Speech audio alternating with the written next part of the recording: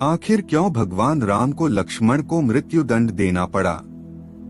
Hello दोस्तों, कैसे हो आप सब। आज की इस वीडियो में हम जानने वाले हैं कि आखिर क्यों श्री राम को न चाहते हुए भी जान से प्यारे अपने अनुज लक्ष्मण को मृत्युदंड देना पड़ता है।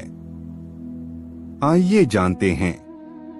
ये घटना उस वक्त की है जब श्री राम लंका विजय करके अयोध्या लौट आते हैं और अयोध्या के राजा बन जाते हैं। एक दिन यम देवता कोई महत्वपूर्ण चर्चा करने श्री राम के पास आते हैं। चर्चा प्रारंभ करने से पूर्व वो भगवान राम से कहते हैं कि आप जो भी प्रतिज्ञा करते हो उसे पूर्ण करते हो। मैं भी आपसे एक वचन मांगता हूँ कि जब तक मेरे और आपके बीच वार्तालाप चले तो हमारे बीच कोई नहीं आएगा, और जो आएगा उसको आपको मृत्युदंड देना पड़ेगा। भगवान राम यम को वचन दे देते हैं। राम लक्ष्मण को यह कहते हुए द्वारपाल नियुक्त कर देते हैं कि जब तक उनकी और यम की बात हो रही है वो किसी को भी अंदर न आने दें, अन्यथा उसे उन्हें मृत्युदंड देना पड़ेगा। लक्ष्मण भाई की आज्ञा मानकर द्वारपाल बनकर खड़े हो जाते हैं। लक्ष्मण को द्वारपाल बने कुछ ही समय बीतता है, वहां पर ऋषि दुर्वासा का आगमन होता है।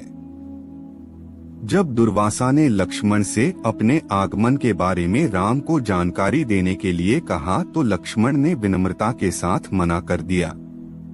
इस पर दुर्वासा क्रोधित हो गए तथा उन्होंने संपूर्ण अयोध्या को श्राप देने की बात कही। लक्ष्मण समझ गए कि ये एक विकट स्थिति है जिसमें या तो उन्हें रामाज्ञा का उल्लंघन करना होगा या फिर संपूर्ण नगर को ऋषि के श्राप की अग्नि में झोंकना होगा। लक्ष्मण ने शीघ्र ही यह निश्चय कर लिया कि उनको स्वयं का बलिदान देना होगा ताकि वो नगर वासियों को ऋषि के श्राप से बचा सकें। उन्होंने भीतर जाकर ऋषि दुर्वासा के आगमन की सूचना दी। राम भगवान ने शीघ्रता से यम के साथ अपनी वार्तालाप समाप्त कर ऋषि दुर्वासा की आवभगत की।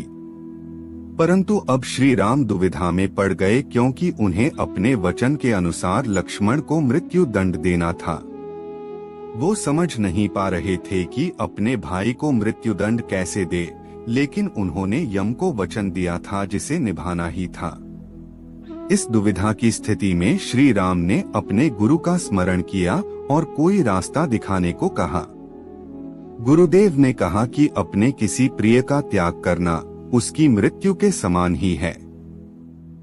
अतः तुम अपने वचन का पालन करने के लिए लक्ष्मण का त्याग कर दो। लेकिन जैसे ही लक्ष्मण ने यह सुना तो वे विकल हो गए। उन्होंने राम से कहा कि आप भूल कर भी मेरा त्याग नहीं करना, आपसे दूर रहने से तो यह अच्छा है कि मैं आपके वचन का पालन करते हुए मृत्यु को गले लगा लूं। ऐसा कहकर लक्ष्मण ने जल समाधि ले ली। लक्ष्मण जी के लिए वह भी मृत्यु सामान ही था, इसलिए वो सरयू नदी में समा गए और शेषनाग का रूप धारण कर लिया। भाई की जल समाधि से आहत होकर श्री राम ने भी जल समाधि का निर्णय लिया। वो सरयू नदी के अंदर गए और भगवान विष्णु का अवतार ले लिया।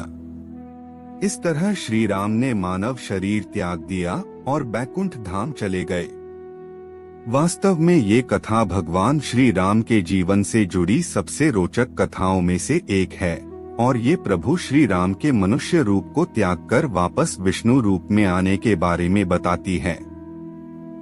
अगर आपको यह वीडियो अच्छा लगा हो तो इसे लाइक शेयर जरूर करें और हमारे चैनल को सब्सक्राइब करना न भूले। धन्यवाद।